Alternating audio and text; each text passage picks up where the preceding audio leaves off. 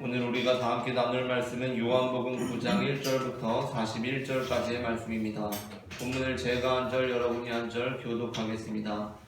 예수께서 길을 가실 때에 날 때부터 맹인된 사람을 보신지라. 제자들이 물어 이르되 라삐여, 이 사람이 맹인으로 난 것이 누구의 죄로 인함이니까? 자기이니까 그를 보니까. 예수께서 대답하시되 이 사람이나 그 부모의 죄로 인한 것이 아니라 그에게서 하나님이 하시는 일을 나타내고자 하심이라.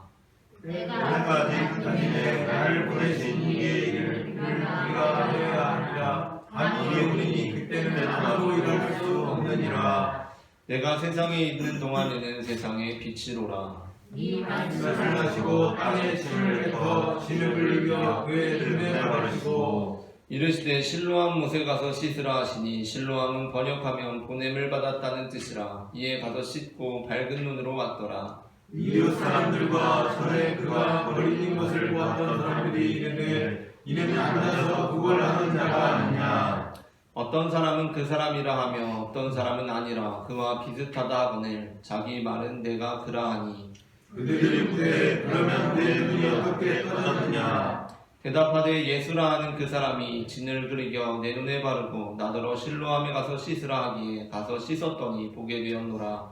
그들이 이르되 그가 어디 있느냐. 이르되 알지 못하노라 하니라.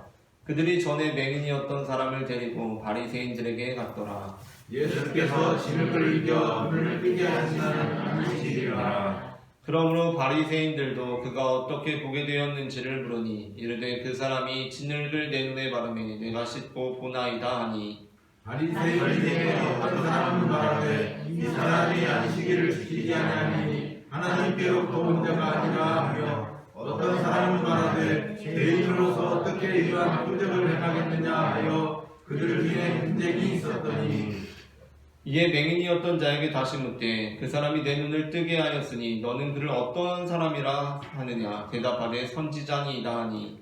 유대인들이 그가 맹인으로 있다가 보게 된 것을 믿지 아니하고 그 부모를 불러내되 이는 너희 말에 맹인으로 났다 하는 너희 아들이냐. 그러면 지금은 어떻게 해서 보느냐. 그 부모가 대답하여 이르되 이 사람이 우리 아들인 것과 맹인으로 난 것을 아나이다. 그러나 지금 어떻게 해서 보는지 또는 누가 그 눈을 뜨게 하였는지 우리는 알지 못하나이다. 그에게 물어보소서. 그가 장성하였으니 자기 일을 말하리이다. 그 부모가 이렇게 말하는 것은 이미 유대인들이 누구든지 예수를 그리스도로 시인하는 자는 출교하기로 결의하였으므로 그들을 무서워합니다. 이러므로 그 부모가 말하기를 그가 장성하였으니 그에게 물어보소서 하였더라. 이에 그들이 맹인이었던 사람을 두 번째 불러 이르되 너는 하나님께 영광을 누리라. 우리는 이 사람이 죄인인 줄 아노라. 대답하되 그가 죄인인지 내가 알지 못하나 한 가지 아는 것은 내가 맹인으로 있다가 지금 보는 그것이니이다. 그들이 이르되 그 사람이 네게 무엇을 하였느냐. 어떻게 내 눈을 뜨게 하였느냐. 대답하되 내가 이미 일렀어도 듣지 아니하고 어찌하여 다시 듣고자 하나이까. 당신들도 그의 제자가 되려 하나이까. 그들이 요하여 이르되 너는 그의 제자이나 우리는 모세의 제자라. 하나님이 모세에게는 말씀하신 줄을 우리가 알거니와 이 사람은 어디서 왔는지 알지 못하노라. 그 사람이 대답하여 이르되 이상하다. 이 사람이 내 눈을 뜨게 하였으되 당신들은 그가 어디서 왔는지 알지 못하겠다. 하나님이 죄인의 말을 듣지 아니하시고 경건하여 그의 뜻대로 행하는 자의 말은 들으시는 줄을 우리가 아나이다. 창세의 이후로 맹인으로 난 자의 눈을 뜨게 하였다 하를 듣지 못하였으니 이 사람이 하나님께로부터 오지 아니하였으면 아무 일도 할 수 없으리이다. 그들이 대답하여 이르되 네가 온전히 죄 가운데서 나서 우리를 가르치느냐 하고 이에 쫓아내어 보내니라. 예수께서 그들이 그 사람을 쫓아냈다 하는 말을 들으셨더니 그를 만나사 이르시되 네가 인자를 믿느냐. 대답하여 이르되 주여 그가 누구시오니까 내가 믿고자 하나이다.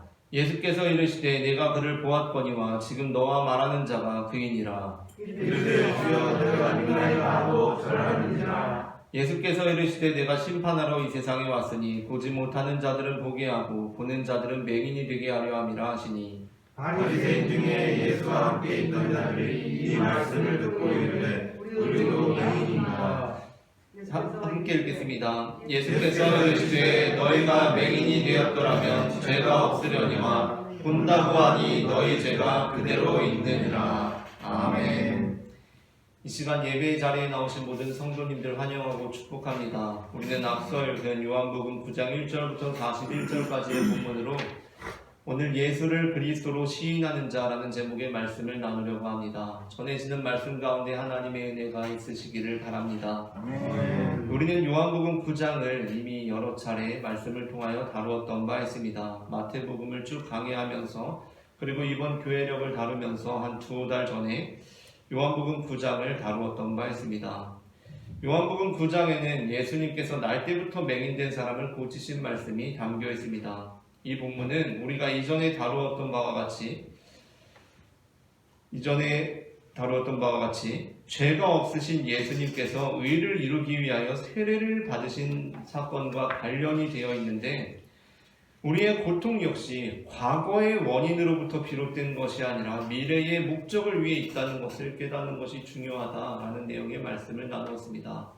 제자들이 이 사람이 맹인으로 태어난 것이 이 사람의 죄 때문입니까? 그의 부모의 죄 때문입니까? 라고 물었을 때 예수님께서는 그 누구의 죄 때문도 아니라 하나님께서 하시는 일을 나타내고자 합니다 라고 말씀하심으로써 우리에게 지금 있는 고통들, 어려움들이 어떤 우리 과거의 원인 때문인 것이 아니라 하나님의 뜻 안에서 어떠한 목적을 위해 우리에게 고통이 있다라는 것을 깨닫는 것이 중요하다라고 말씀을 나누었습니다. 그러나 오늘 본문은 사실 그것뿐만이 아니라 매우 복합적인 주제들을 다루고 있는 본문입니다. 오늘 본문에서 우리가 알 수 있는 것은 우리의 고통이 과거의 원인으로부터 비롯된 것이 아니라 미래의 목적을 위해 지금 우리가 고통 중에 있다는 것입니다. 그러나 그뿐만이 아니라 우리는 오늘 이 요한복음 9장 말씀을 통하여서 하나님께서 이루시는 구원 사역이 우리에게 어떻게 이루어지는가 그것을 깨달을 수 있습니다. 하나님께서 이루시는 구원 사역이란 무엇입니까? 그것은 하나님께서 우리를 구원하실 때 하나님 스스로 하나님께서 주권적으로 우리의 구원을 이루신다는 것입니다. 오늘 본문에는 그것이 잘 나타나 있습니다. 오늘 본문에서 맹인은 자신이 고침을 받기 위해서 자신이 구원을 받기 위해서 저를 고쳐주십시오, 저를 구원해 주십시오 라고 간청하지 않습니다. 도움을 요청한 적이 없습니다. 그렇다면 어떻게 고침받게 됩니까? 예수님께서 스스로 주권적으로 맹인을 고치십니다. 그런데 예수님께서 스스로 주권적으로 맹인을 고치신 것, 이것이 우리의 구원과 어떻게 연결이 될 수 있는가 그것을 살펴보려고 합니다. 오늘 본문은 바로 이 사건, 예수님께서 구하지도 않은 자를 고쳐주신 이 사건이 우리의 구원과 연결되어 있음을 보여주고 있습니다. 그 이유는 예수님께서 맹인을 고치심으로 죄인이 되셨기 때문입니다. 오늘 본문에서 벌어지는 일이 무엇입니까? 오늘 본문의 구조는 이렇습니다. 날 때부터 맹인이었던 사람이 있었고 이 사람은 단지 맹인일 뿐만이 아니라 죄인이었던 사람이었습니다. 물론 이 사람이 맹인이어서 실제로도 죄인이었다는 것이 아닙니다. 단지 이 사람이 맹인이었기 때문에 당시에 죄인으로 취급받았다는 것입니다. 이 사람이 맹인인 것은 분명히 이 사람의 죄 때문이다 라는 그러한 견해로 이 사람은 맹인이었기 때문에 죄인이었습니다. 그런데 예수님께서 그의 눈을 뜨게 해주심으로 그는 고침을 받았습니다. 그렇다면 그는 이제 맹인에서 보는 자가 된 것일 뿐만 아니라 어떠한 변화가 일어난 것입니까? 그는 단지 맹인이었다가 보게 된 것이 아니라 죄인에서 죄 없는 자가 된 것입니다. 놀라운 변화가 일어난 것입니다. 이제 그를 죄인이라고 사람들이 손가락질할 수가 없습니다. 그는 보게 됨으로써 죄인에서 죄 없는 자가 되었습니다. 놀라운 변화가 일어났습니다. 그런데 오늘 본문에서 이 시점에 또 다른 변화가 일어납니다. 그것이 무엇입니까? 이제 이 사람은 죄인에서 죄 없는 자가 되었는데 예수님께서 죄인이 되셨다는 것입니다. 이 변화는 무척이나 중요합니다. 예수님께서 이 사람을 고치심으로써 예수님께서 죄인이 되셨습니다. 예수님께서 맹인을 고치신 날이 안식일이었고 이제 예수님께서 안식일에 쉬지 않고 일한 자로서 죄인이 되었습니다. 바로 이것이 하나님께서 우리를 구원하시는 사건을 나타내는 중요한 증거가 됩니다. 우리는 죄인입니다. 우리의 힘으로는 아무것도 할 수 없는 죄인입니다. 그런데 어떤 일이 벌어진 것입니까? 예수님께서 우리를 구원해 주셨습니다. 그런데 예수님께서는 어떻게 우리를 구원하신 것입니까? 그것은 예수님께서 우리를 대신해서 우리의 죄를 짊어지심으로 우리를 구원하신 것입니다. 그러므로 이 본문은 예수님께서 우리를 구원하시는 방법에 대해서 나타내고 있습니다. 그리고 그것은 예수님께서 주권적으로 놀라우신 십자가의 사랑으로 모든 인류를 구원하셨다는 것입니다. 그런데 그렇다고 한다면 우리는 구원을 받은 자들로서 이미 구원을 받았으니까 아무것도 행하지 않아도 되는 것입니까? 그렇지는 않습니다. 분명 우리가 행해야 하는 일이 있습니다. 그리고 그 과정을 통하여 우리는 진정한 구원, 2차적인 구원으로 나아가게 됩니다. 사실 오늘 본문에서 나타내고 있는 바와 같이 예수님께서 맹인의 눈을 뜨게 하신 구원의 사건은 1차적인 구원의 사건입니다. 그것은 1차적으로 모든 사람들에게 베풀어진 하나님의 은혜를 상징합니다. 우리는 모두 다 하나님의 주권적인 은혜로 구원을 받은 사람들입니다. 예수님의 십자가의 구원 사역은 제한이 없습니다. 모든 사람들이 그 혜택을 누리게 되었습니다. 우리는 모두 다 하나님의 주권적인 은혜로 구원을 받은 사람들입니다. 예수님을 믿고 안 믿고가 여기서는 중요한 것이 아닙니다. 예수님의 십자가의 구원 사역, 놀라우신 완벽하신 사역을 통하여서 예수님을 믿고 안 믿고를 떠나서 우리는 모두 다 그 구원의 혜택을 받았다는 것입니다. 그러나 여기서 제가 지금까지 말씀드리는 이 구원이라는 것은 우리가 일반적으로 생각하는 구원, 예수님 믿고 천국에 가는 구원을 의미하는 것은 아닙니다. 여기서 맹인이 눈을 뜨게 된 사건, 그 1차적인 구원은 우리에게 육체적인 생명이 부여되었다는 것을 의미합니다. 이 사건은 이미 최초의 인간이 죄를 범한 그 순간에 벌어졌습니다. 창세기에 보게 되면 최초의 인간들이 죄를 범하는 장면이 나옵니다. 그런데 거기서 매우 중요한 내용이 있습니다. 그것은 하나님께서 분명 사람들에게 본래 선악을 알게 하는 나무의 열매는 먹지 말라고, 네가 먹는 날에는 반드시 죽으리라 라고 말씀하셨는데 사람들이 그것을 먹고 나서도 죽지 않았다는 것입니다. 하나님께서는 최초의 인간들에게 너희가 선악을 알게 하는 나무의 열매는 먹지 말아라, 먹는 날에는 너희가 죽을 것이다 라고 말씀하셨습니다. 그런데 매우 중요한 내용은 이들이 그 선악을 알게 하는 나무의 열매를 먹고도 죽지 않았다는 것입니다. 창세기 2장 16절부터 17절 말씀을 함께 읽겠습니다.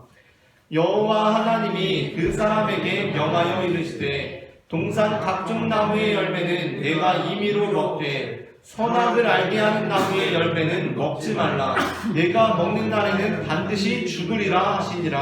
아멘. 하나님께서는 사람들에게 선악을 알게 하는 나무의 열매는 먹지 말라고 하셨습니다. 먹는 날에는 반드시 죽으리라고 하셨습니다. 오히려 뱀이 어떻게 말했습니까? 뱀이 너희는 먹어도 죽지 않을 것이다 라고 사람들을 유혹했습니다. 창세기 3장 4절 말씀을 합독하겠습니다. 뱀이 여자에게 이르되 너희가 결코 죽지 아니하리라. 그러나 사람들은 선악을 알게 하는 나무의 열매를 따먹었습니다. 사람들은 선악을 알게 하는 나무의 열매를 하나님께서 먹지 말라고 하셨는데 따먹었습니다. 그렇다면 어떻게 돼야 합니까? 하나님의 말이 진실이고 뱀이 거짓을 말하는 자라고 한다면 이들은 그 열매를 따먹고 반드시 죽어야 합니다. 그런데 어떤 일이 벌어졌습니까? 사람들이 죽었습니까? 죽지 않았습니까? 사람들이, 아담과 하와가 죽지 않았습니다. 하나님께서 선악을 알게 하는 나무의 열매를 먹으면 죽을 것이라고 하셨고 뱀은 오히려 너희가 먹어도 죽지 않을 거라고 했는데 정말 뱀의 말처럼 죽지 않았습니다. 그래서 이 본문이 참 난감합니다. 하나님 말씀이 맞으면 사람들이 죽었어야 했는데 뱀 말처럼 안 죽었습니다. 그러면 우리는 어떻게 생각하게 됩니까? 하나님께서 이제 거짓말 하시는 분이 되고 뱀이 참말을 하는 자가 됩니까? 하나님께서는 거짓말을 하신 분이시고 뱀이 진실을 말한 자가 되는 것입니까? 그럴 수는 없습니다. 그래서 어떤 사람들은 이 난제를 해결하고자 이들이 지금 당장 먹고 나서 죽지는 않았지만 이 사건을 기점으로 인간이 결국에는 죽게 되었다라고 주장하기도 합니다. 그러니까 이 아담과 하와는 원래 죽지 않는 존재들이었는데 선과 악을 알게 하는 나무의 열매를 먹음으로써 당장은 죽지 않았지만 결국에는 죽게 되었다라고 주장하는 것입니다. 그러나 그렇게 해석하는 것은 본문의 흐름에 어울리지 않는 해석입니다. 본래 이들은 영원히 살 존재였는데 당장은 안 죽었지만 결국에는 죽게 되었으니 하나님의 말씀이 맞다라고 하는 것에는 무리가 있습니다. 그것은 성서 해석을 우습게 만드는 일입니다. 예를 들어서 한번 이렇게 생각해 봅시다. 아파서 병원에 갔습니다. 그랬더니 의사가 진찰을 하더니 어떻게 하죠? 돌아가시겠는데요? 라고 이렇게 이야기를 하는 겁니다. 너무나 깜짝 놀라서 눈물이 핑 돌고 정신이 아득해지지 않겠습니까? 그래서 너무나 비통한 가운데 의사 선생님께 이렇게 물었습니다. 그럼 얼마나 살 수 있습니까? 라고 물었습니다. 그러자 의사가 이렇게 말합니다. 아무래도 앞으로 한 100년 정도 살다가 돌아가실 것 같은데요? 라고 그렇게 말합니다. 여러분, 이거는 코미디 아닙니까? 돌아가시겠는데요? 라고 해서 그럼 얼마나 살 수 있습니까? 라고 하니까 한 100년 정도 살다가 돌아가시겠는데요? 라고 하면 이건 코미디입니다.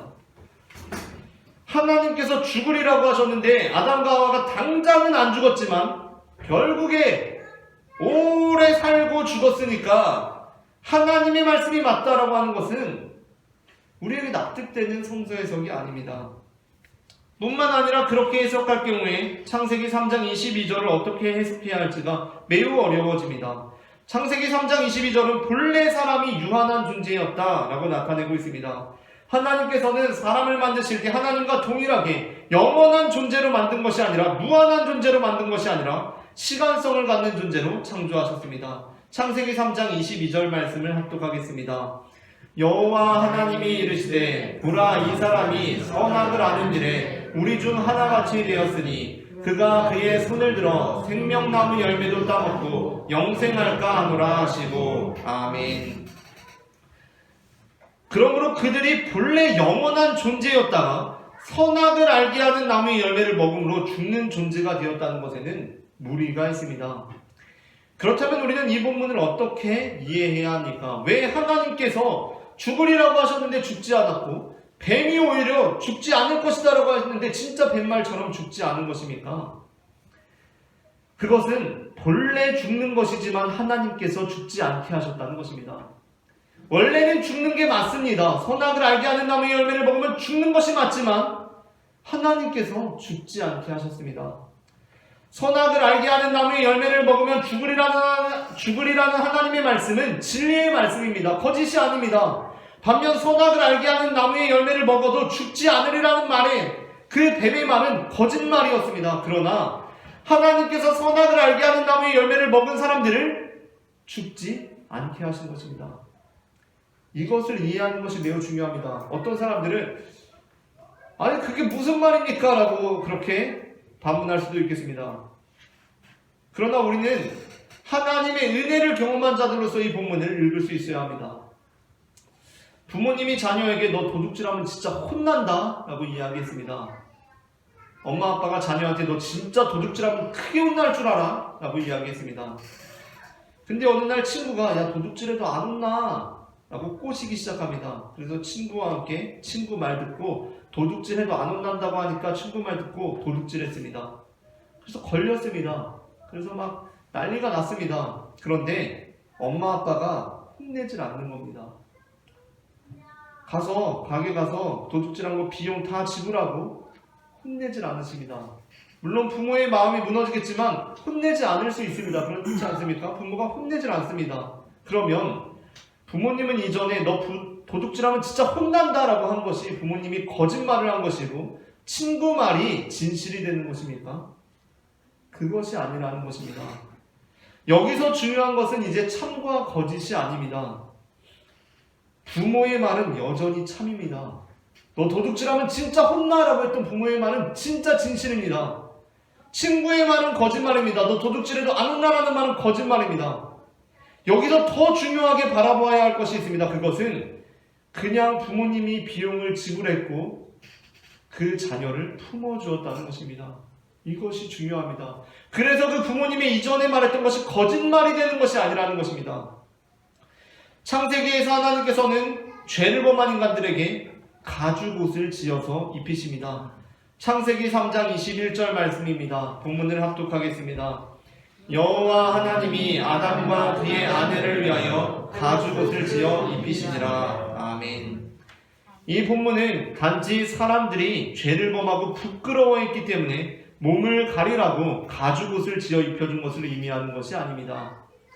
만일 그랬다면, 그들이 부끄러워서 몸을 가려야 했다면 그들이 이미 입고 있던 무화과 나무 잎만으로도 충분했을 것입니다. 하나님께서는 그들에게 더 튼튼한 옷을 입으라고 가죽옷을 지어 입히신 것이 아닙니다. 가죽옷이 상징하는 것은 무엇입니까? 가죽옷은 희생을 상징합니다. 물론 우리는 지금 식물도 똑같이 생명이라고 인정하는 시대를 살고 있습니다. 그러나 성경은 생명이 피에 있다고 보고 있습니다. 그러니까 무화과 나무로 잎으로 옷을 만들어 입었다는 것은 희생을 상징하지 않지만 가죽옷을 입었다는 것, 그것은 희생을 상징합니다. 레위기 17장 11절 말씀을 다 함께 합독하겠습니다. 육체의 생명은 피에 있음이라. 내가 이 피를 너희에게 주어 제단에 뿌려 너희의 생명을 위하여 속죄하게 하였나니 생명이 피에 있으므로 피가 죄를 속하느니라. 아멘. 가죽옷이 무엇입니까? 가죽옷은 나무 이파리로 만든 옷이 아닙니다. 가죽옷은 짐승의 가죽으로 만든 옷입니다. 짐승의 가죽으로 옷을 만들기 위해서는 살아있는 짐승의 가죽으로 옷을 만들 수는 없습니다. 옷을 만드는 순간 짐승은 죽습니다. 짐승이 죽어야 사람에게 가죽옷을 입힐 수가 있습니다. 죽음은 희생을 의미합니다. 그러니까 하나님께서는 죄를 범한 사람에게 생명을 주시기 위해서 희생을 감수하셨던 것입니다. 그러나 여기에서 얻게 되는 생명, 이것은 영원한 생명은 아닙니다. 임시적인 생명입니다. 짐승의 피로 얻게 된 임시적인 생명이라는 것입니다. 이것은 우리가 맹인이었다가 눈을 뜨게 된 사건입니다. 맹인이었다가 눈을 뜨게 된 이 사건이 바로 짐승의 가죽으로 옷을 입은 이 사건을 상징한다는 것입니다. 그렇다면 우리는 어디로 나아가야 합니까? 우리는 궁극적인 구원으로 나아가야 한다는 것입니다. 바로 이것을 오늘 본문인 요한복음 9장이 우리에게 보여주고 있습니다. 그리고 이 맹인이 그 역할을 하고 있습니다. 오늘 본문에서 맹인의 놀라운 점이 나타납니다. 그것은 그가 예수님을 구주로 고백하고 있다는 것입니다. 사실 맹인은 처음에 눈을 뜨고 나서 곧바로 예수님을 구주로 고백하지 않았습니다. 그는 먼저는 예수님을 사람이라고 불렀습니다. 그 다음에는 예언자 같다라고 불렀습니다. 선지자 같다라고 불렀습니다. 그리고 나아가서는 하나님께로부터 오신 분, 결국에는 주님이라고 불렀습니다. 이어지는 본문을 함께 읽겠습니다. 11절입니다. 대답하되 예수라 하는 그 사람이 진을 이겨 내 눈에 바르고 나더러 실로암에 가서 씻으라 하기에 가서 씻었더니 보게 되었노라. 아멘. 사람이라고 말합니다. 이어지는 본문입니다. 17절입니다. 합독하겠습니다. 이에 맹인되었던 자에게 다시 묻되 그 사람이 내 눈을 뜨게 하였으니 너는 그를 어떠한 사람이라 하느냐. 대답하되 선지자니이다 하니 사람에서 선지자로 고조되었습니다. 이어지는 33절입니다. 합독하겠습니다. 이 사람이 하나님께로부터 오지 아니하였으면 아무 일도 할 수 없으리이다. 아멘. 이제 이분은 분명 하나님께로부터 온 분 같다라고 그렇게 고백합니다.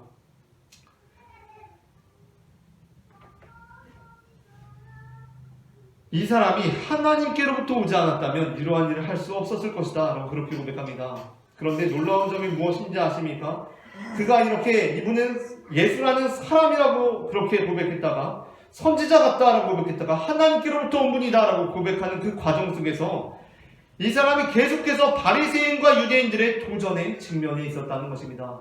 바리새인과 유대인들이 이 사람에게 행했던 일은 그에게 벌어진 일을 폄하하고 왜곡하는 것이었습니다. 그런데 그러한 상황들 속에서 이 사람은 끝까지 믿음을 놓지 않는 수준이 아니라 더 그 믿음을 확고하게 하는 자리로 나아갔다는 것입니다. 오늘 본문에서 유대인들과 바리새인들이 맹인이었다가 눈뜬 사람에게 도전합니다. 이 사람의 기억을 왜곡합니다. 이 사람에게 벌어진 일을 폄하하기 시작합니다. 18절부터 19절 말씀은 유대인들과 바리새인들의 기본적인 태도를 보여주고 있습니다. 다 함께 18절 19절 말씀을 합독하겠습니다. 유대인들이 그가 맹인으로 있다가 보게 된 것을 믿지 아니하고 그 부모를 불러 묻되 이는 너희 말에 맹인으로 났다 하는 너희 아들이냐? 그러면 지금은 어떻게 해서 보느냐? 아멘. 지금 바리새인과 맹인들이 어떻게 생각하고 있습니까? 이 사람이 맹인이었다가 보게 된 것을 믿질 않고 있습니다. 이 사람이 맹인이었다가 보게 된 것을 분명히 보았지만 믿지 않고 있습니다. 그래서 어떻게 생각하고 있습니까? 이 사람이 원래부터 보던 사람 아닌가? 라고 생각하고 있습니다. 원래부터 보아왔는데 아주 아기 때부터 못 본 척하고 살다가 지금 보게 된 게 아닌가? 라고 이렇게 이야기를 하고 있습니다. 얼마 전에 SNS를 하다가 한 해외 기사를 보게 되었는데 어떤 사람이 어린 시절에 장난으로 안 보인다고 했는데 그걸 사람들이 믿어서 몇 년을 진짜 안 보이는 것처럼 살다가 결국에는 사람들에게 들통이 났다라는 기사를 본 적이 있는데 그런 겁니다. 유대인들이 이 사람이 진짜 맹인이 아니었을 거야 라고 이야기한다는 것입니다. 그러니까 그가 원래부터 맹인이 아니었거나 지금 보게 되었다고 하더라도 네가 보게 된 게 그렇게 대단한 일은 아니야 라고 그렇게 회유하기 시작한다는 것입니다. 그러니까 지금 유대인들과 바리새인도 내심 놀라긴 했습니다. 맹인이 보게 된 사건을 놀라긴 했습니다. 그런데 계속해서 어떻게 하고 있습니까? 이게 진짜 그렇게 된 건 아니야 라고 말한다는 것입니다. 그러니까 맹인이었다가 보게 된 게 아니라 원래부터 맹인이 아니었을 수도 있고 맹인이었다고 하더라도 이쯤 되면 다시 원래부터 보게 될 그런 사람이었을 거야 라고 폄하한다는 것입니다. 별일 아니라고 이야기한다는 것입니다.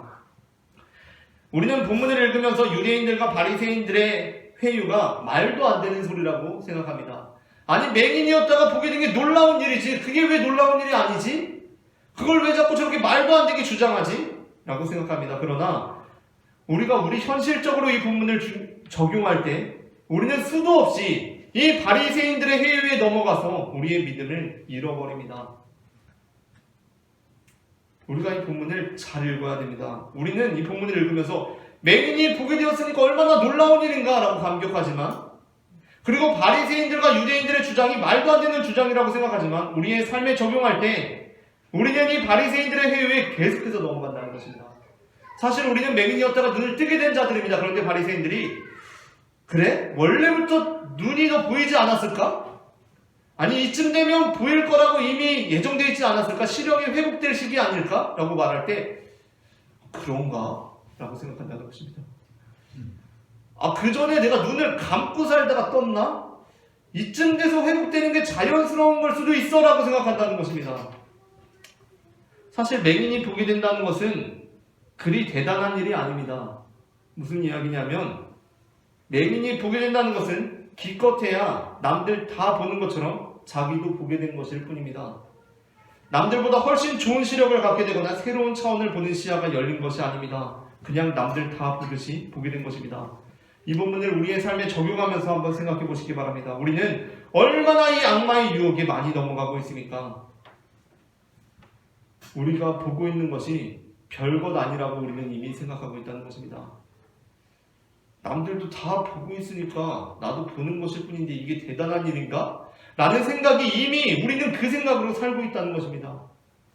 아니 당연히 맹인이 못 보다가 보게 되었으니까 예수님을 구주로 고백하지 바리새인들이 아무리 그렇게 말해도 무너지지 않지라고 이야기하지만 우리는 이미 맹인이었다가 보게 되었는데 남들도 다 보는 것처럼 나도 보는 것일 뿐인데 뭐 별일 아니야 라고 생각한다는 것입니다.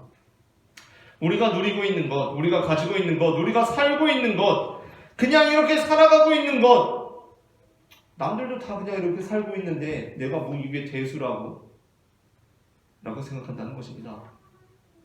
우리의 귓가의 악마는 그렇게 속삭입니다. 너에게 벌어진 일 별거 아니잖아 라고 말입니다. 너 보는 거 사람들은 이미 다 보고 있어 라고 말입니다. 네가 맹인이었다가 눈을 뜨게 된 것이 아니라 너는 그냥 원래부터 볼 수 있는데 너가 눈을 감고 있다가 뜬 거야. 이 시기가 되면 자연스럽게 회복된 것일 뿐이야. 너가 지금 누리고 있는 것 그냥 보게 된 것일 뿐이야. 당연한 거야. 남들은 이미 다 누리고 있어 라고 말합니다. 심지어 사단은 네가 눈을 뜨게 된 데에는 너의 공로도 있지 않아? 라고 부추깁니다. 사실 이 사람이 눈을 뜨게 된 데에는 다른 죄인들과 다른 병자들과는 이례적으로 이 사람이 한 일이 있습니다. 그것이 무엇입니까? 자기가 실로암에 가서 눈을 씻은 것입니다. 여러분, 이렇게 되었을 때 이 사람이 어떻게 생각할 수 있습니까? 아, 내가 실로암에 가서 눈을 씻어서 보게 되었다라고 생각할 수 있다는 것입니다.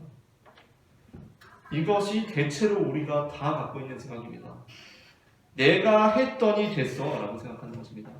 내가 열심히 공부했더니 좋은 대학에 갔어. 내가 열심히 준비했더니 취업이 됐어. 내가 최선을 다했더니 성공했어 라고 생각한다는 것입니다. 그러나 이 사람의 놀라운 점이 무엇인지 아십니까? 이 사람은 내가 실로암에 가서 눈을 씻어서 보게 되었다고 생각하지 않습니다. 내가 실로암에 가서 눈을 씻어서 보게 되었는데 예수님께서 진흙을 바르시고 하실 때까지는 아무 일도 없다가 내가 실로암에 가서 눈을 씻어서 보게 되었는데 내가 씻어서 보게 되었다고 생각하지 않습니다. 이 사람은 참으로 신명기 8장 11절부터 11절 말씀을 체현한 자였습니다. 신명기 11장 8절부터 11절 말씀을 제가 한 절 여러분이 한 절 교독하겠습니다. 내가 오늘 내게 명하는 여호와의 명령과 법도와 규례를 지키지 아니하고 내 하나님 여호와를 잊어버리지 않도록 삼갈지어다.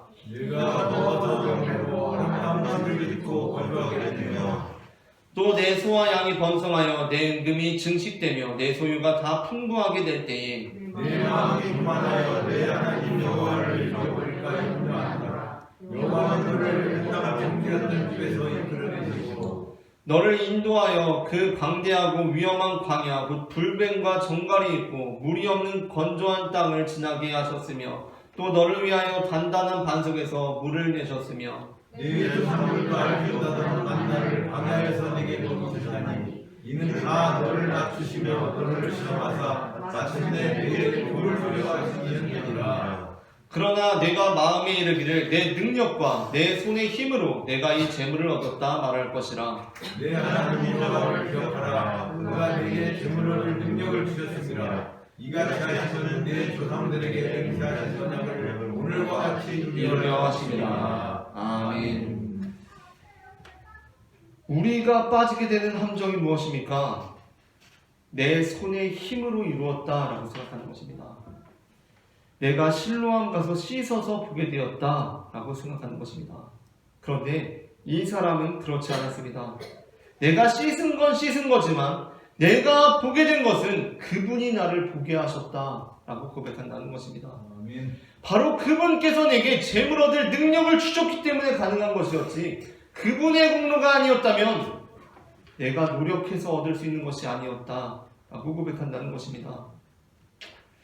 그런데 여기서 또 한 가지 중요한 것이 있습니다. 예수님께서는 왜 다른 사건들과는 달리 굳이 이 사건에서만큼은 이 맹인에게 눈에 흙을 침에 이렇게 반죽해서 눈에 바르시고 씻어서 보게 하신 것입니까?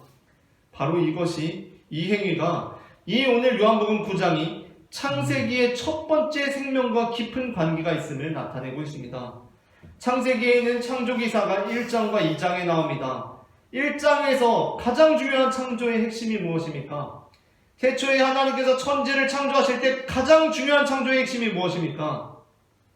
그것은 바로 빛입니다. 하나님께서 빛을 창조하시는 사건이 제일 중요합니다. 그렇다면 2장에서 제일 중요한 창조의 핵심이 무엇입니까? 바로 흙입니다. 요한복음 9장 본문에서 예수님께서 어떻게 말씀하시냐면 내가 세상의 빛이라고 말씀하십니다. 그리고 땅에 흙을 이겨서 그의 눈에 바르십니다. 요한복음 9장 5절부터 6절의 말씀을 합독하겠습니다. 내가 세상에 있는 동안에는 세상의 빛이로라. 이 말씀을 하시고 땅에 침을 뱉어 진흙을 이겨 그의 눈에 바르시고. 아멘. 이렇게 해서 이제 이 맹인이 보게 되는데 바로 이 사건이 창세기 1장, 2장, 3장에 나오는 처음에 하나님께서 우리에게 베풀어 주시는 기본적인 은총과 매우 밀접한 관계가 있다는 것입니다. 왜 그러냐면 창세기 1장, 2장에서 빛과 흙이 매우 중요한 상징으로 나타나기 때문입니다. 창세기 1장 1절부터 3절의 말씀을 합독하겠습니다. 태초에 하나님이 천지를 창조하시니라. 땅이 혼돈하고 공허하며 흑암이 깊음 위에 있고 하나님의 영은 수면 위에 운행하시니라. 하나님이 이르시되 빛이 있으라 하시니 빛이 있었고. 창세기에는 창조기사가 두 가지가 나오는데 첫 번째에서 제일 중요한 것이 빛입니다. 두 번째 창조기사가 2장부터 시작됐는데 합독하겠습니다. 여호와 하나님이 땅의 흙으로 사람을 지으시고 생기를 그 코에 불어넣으시니 사람이 생명이 되니라. 아멘. 그러니까 요한복음 9장을 읽으면서 우리는 창세기 1장, 2장, 3장에 나오는 사건을 함께 묵상해야 한다는 것입니다.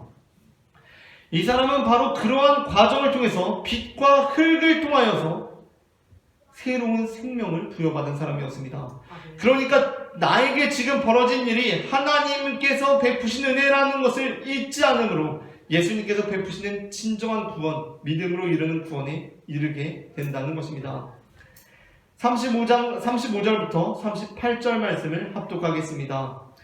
예수께서 그들이 그 사람을 쫓아냈다 하는 말을 들으셨더니 그를 만나사 이르시되 내가 인자를 믿느냐? 대답하여 이르되 주여 그가 누구시오니까 내가 믿고자 하나이다. 예수께서 이르시되 내가 그를 보았거니와 지금 너와 말하는 자가 그이니라. 이르되 주여 내가 믿나이다 하고 절하는지라. 아멘.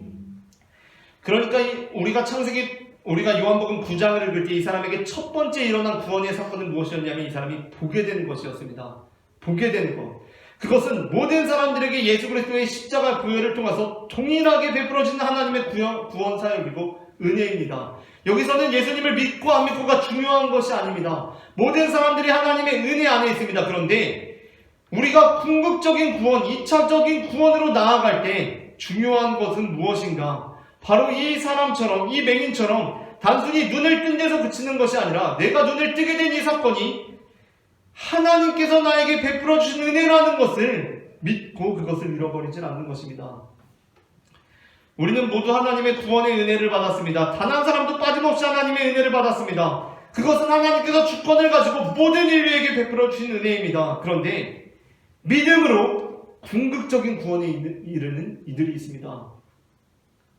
그들은 살아가는 이 모든 순간이 주님의 은혜임을 믿는 자들입니다. 아멘. 내가 보게 된 거 생각해보니까 별거 아닌 것 같은데? 라고 생각하는 사람들이 아닙니다. 이쯤 돼서 시력이 회복되는 게 자연스러운 거라고 생각하는 사람들이 아닙니다. 내가 실로암 가서 눈을 씻어서 보게 된 거라고 생각하는 사람들이 아닙니다. 살아가는 이 모든 순간이 주님의 은혜구나 라고 믿는 사람들입니다.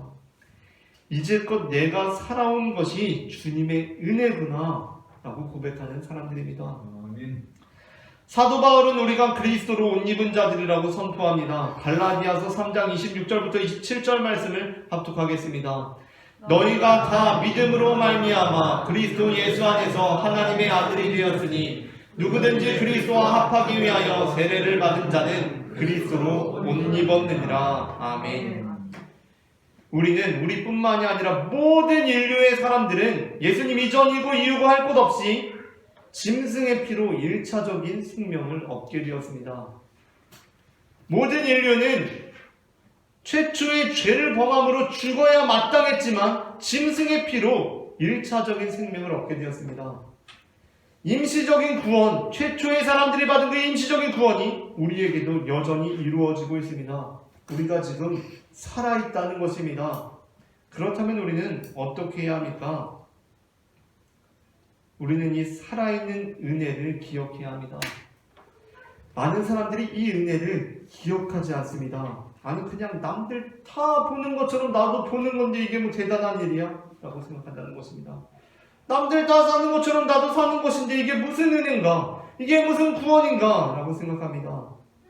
하지만 그리스도인들은, 하나님의 백성들은, 궁극적인 구원으로 나아가는 자들은 그것에 감사합니다. 내가 보게 된 것은 분명 하나님께서 나에게 베풀어 주신 은혜이고 나에게 주신 생명이다 라고 그것을 알고 감사한다는 것입니다. 그렇게 될 때 우리는 이제 짐승의 옷이 아닌 그리스도로 옷 입은 자들이 됩니다. 그때 예수님께서 다시 그를 찾아오시는 것입니다. 그리고 그에게 네가 인자를 믿느냐? 라고 믿음의 자리로 초대하신다는 것입니다.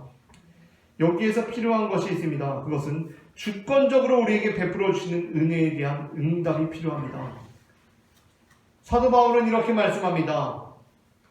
다 함께 로마서 10장 9절부터 11절 말씀을 합독하도록 하겠습니다.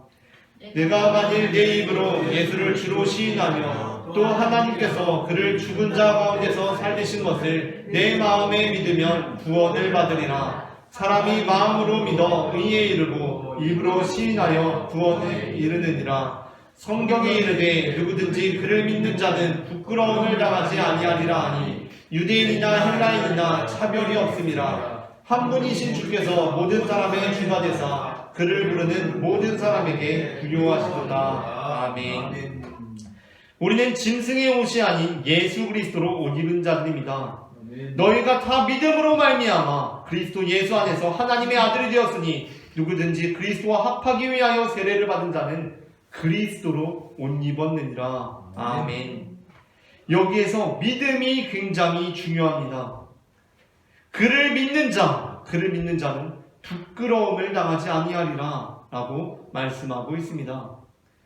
성경에 이르되 누구든지 그를 믿는 자는 부끄러움을 당하지 아니하리라. 창세기 3장 6절부터 7절의 말씀을 합독하겠습니다. 여자가 그 나무를 본즉 먹음직도 하고 보암직도 하고 지혜롭게 할 만큼 탐스럽기도 한 나무인지라. 여자가 그 열매를 따먹고 자기와 함께 있는 남편에게도 주매 그도 먹은지라. 이에 그들의 눈이 밝아져 자기들이 벗은 줄을 알고 무화과 나무 잎을 엮어 치마로 삼았더라. 아멘. 무화과 나무 잎을 엮어 만든 옷은 우리 몸의 부끄러움을 가려줄 수 있습니다. 그리고 가죽옷은 우리 죄의 부끄러움을 임시적으로 가려줄 수 있습니다. 그렇다면 우리는 우리가 어찌할 수 없는 이 영원한 죄의 문제 앞에서 우리 죄의 부끄러움을 어떻게 해결해야 하겠습니까? 사도 바울은 우리가 믿음으로 그 부끄러움을 당하지 않는다 라고 말씀합니다. 우리는 그리스도로 옷 입음으로 그 부끄러움을 당하지 않는 것입니다. 그리스도로 옷 입는다는 것은 우리에게 베풀어진 모든 것이 하나님의 은혜라고 고백하는 것입니다. 주님께서 우리를 죽지 않고 살게 하신 것이 은혜임을 깨닫는 눈이 열리는 것입니다. 내가 이렇게 보는 것이 은혜구나. 내가 이렇게 사는 것이 은혜구나. 그렇게 우리는 예수를 그리스도로 시인하는 자들이 되어야 할 것입니다. 우리가 이렇게 보게 된 것, 그것은 대수롭지 않은 일이 아닙니다. 우리가 보게 된 것이 대수로운 일이야. 우리가 보게 된 것이 그냥 평범한 일이라고 계속해서 사단은 우리의 귓가에 속삭입니다. 그러나 우리는 이 사건을 통하여서 하나님께서 우리에게 베풀어 주신 은혜고 사랑이라고 고백하는 자들이 되어야 합니다. 그때 주님께서는 다시 그 맹인에게 찾아가셔서 그 맹인을 믿음의 자리로 초대하시고 그에게 영원한 구원을 말씀하십니다. 우리가 맹인이었다가 보게 된 것, 우리가 죄인임에도 불구하고 죽음에 이르지 않고 가죽옷을 입게 된 것, 그것에 감사하는 모든 성도님들이 되시기를 소망합니다. 그리하여 예수를 그리스도로 고백하고 그 은혜에 감사함으로 진정한 하나님의 자녀, 궁극적인 구원의 자리에 초대받는 모든 성도님들이 되시기를 바랍니다.